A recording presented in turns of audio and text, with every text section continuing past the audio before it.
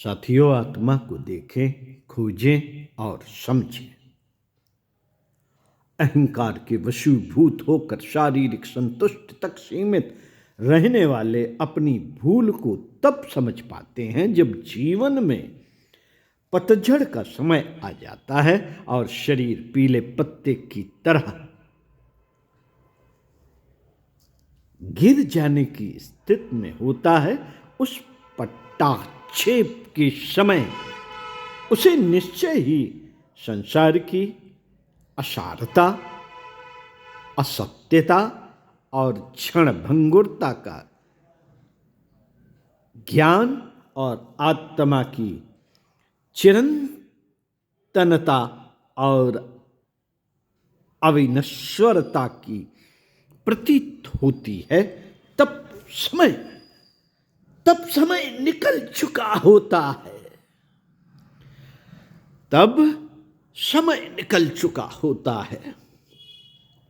उस अंतिम समय में कुछ भी कर सकने का अवसर नहीं रहता। उस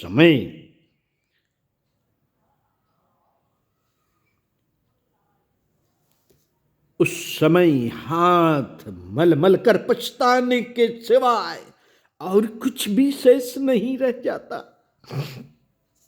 उस समय इस पश्चाताप के साथ संसार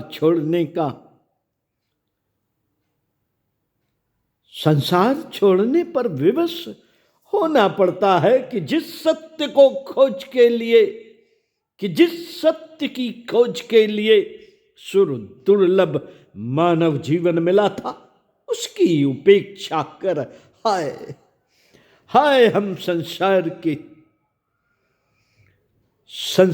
की तुच्छ बातों में ही लगे रहे। हमने वह सब कुछ किया जो नहीं करना चाहिए था और वह कुछ भी नहीं किया जो कर्तव्य था। उस घड़ी उस आत्मा की उपेक्षा करने वाले व्यक्ति की क्या दशा होती है? बहुत बड़ा प्रश्न है। उसके हृदय में किस भयानक पछतावे और विवशता की आग जलती होगी।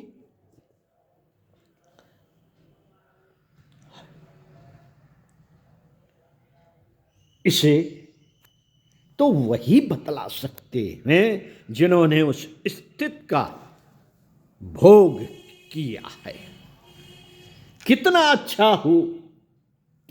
अच्छा हो कि मनुष्य आवश्यकता भर अपने सांसारिक कर्तव्य करता रहे और बाकी का समय अध्यात्म मार्ग में आत्मा की खोज करने में भी लगाता रहे, तो उसके लोक परलोक